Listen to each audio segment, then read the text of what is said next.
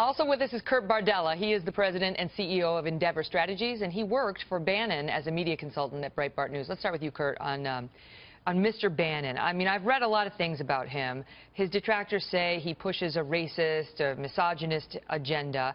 But what is the actual evidence of that? Well, I think if you look at the litany of headlines that have run across Breitbart News for the last 2 years, headlines about women shouldn't be reporting in tech, women and the birth control issue at Planned Parenthood, you see an agenda form. But you know, his defenders would say that he's not responsible for every headline that goes on Breitbart, and he didn't write those pieces. Well, I think that when you're at the top of the organizational chart in an organization, what happens below you, and when it happens frequently, you either have two choices. You can either address it and say, this isn't who we are, this isn't who we believe, and we shouldn't be doing these things, or you don't do anything and you're willfully saying that that's okay. Well, you worked with him for how many years? For almost 2 years. Okay, and so what was your experience?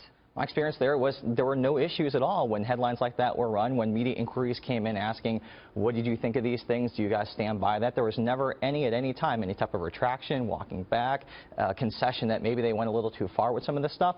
They were very happy when they got that kind of attention. Do you believe he believes in those principles, if you will, or do you believe he is just a provocateur looking to generate clicks and attention? I think it's probably a little bit of both. I mean, when you look at his plan put into action during the Trump campaign, it's not like they ran away from those themes. They embraced them. They played off of them. And it's been a recipe for success for them so far, as evidenced by the fact that Trump's in the White House right now, and Steve is now in this very high-profile co-chief of staff role.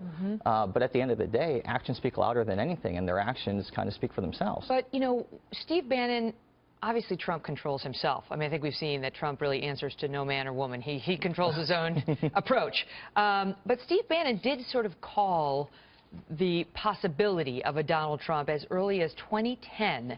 Listen to this in 2010 when he was talking about what the future holds. He says it's going to be an insurgent, center-right populist movement that is that's a tough word, virulently anti-establishment, and it's going to continue to hammer this city, Washington, both the progressive left and the institutional Republican Party. I mean, that was 2010. Yeah, right after the Tea Party revolution. So you can see why Trump was attracted to him. Oh, they're made for each other here, because you have two people who are provocateurs, who do like being contrarians, who enjoy pressing buttons, and who have an issue with the status quo in Washington.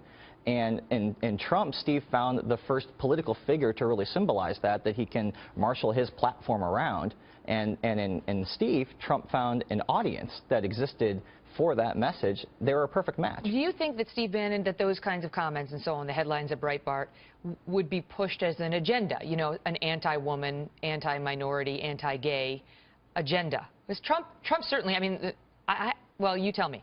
Yeah, I think it's an agenda. I mean, I think any time that you're doing something as frequently as they have been with the audience and the size that they have and the profile that they've built off of that, I don't know how you can say anything else other than that's clearly an agenda that they're being pushed. How does that make you feel if you feel that way and you work with the man closely for a couple of years? Well, it's part of the reason why I left, and I said this publicly back in March, that I personally could not be a part of something like this anymore. And I believe that when you can't do your job honestly and to the best of your ability, that's when it's time to walk away, and that's why I did. Are you at all worried now, being on the opposite side of Bannon, given his ascension?